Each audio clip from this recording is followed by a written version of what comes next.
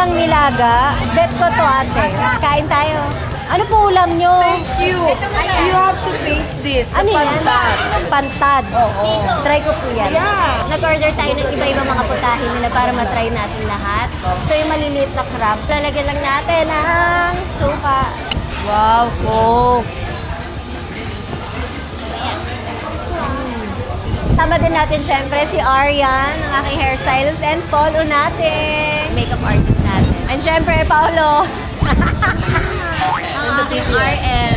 Mamaya kasi may show kami dito. Nakapag-show din ako last year. So, nagbabalik tayo. And sobrang saya ko dito. At sabi ko talaga, gusto ko siya ma-vlog. Kasi napakaganda dito. Napakabait ng mga tao. Ito naman yung kanilang nilagang baka. Parang ng nilaga, may langka.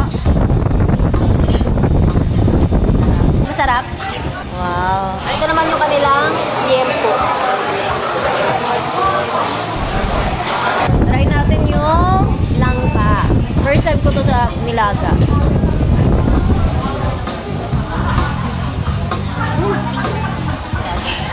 Kakaiba.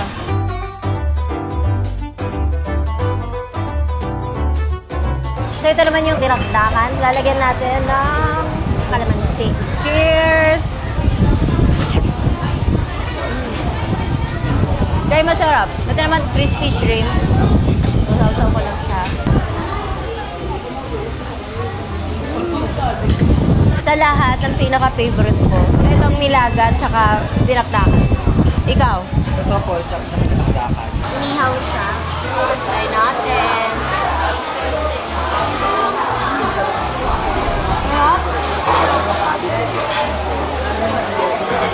Ito na isa sa top 3. Hindi ako main sobra-sobra kasi may pagkain pa kami mamaya. At wala naman masasayang kasi share naman natin. Magkano po? 260 pa. Ayan pa na po yan. Thank you.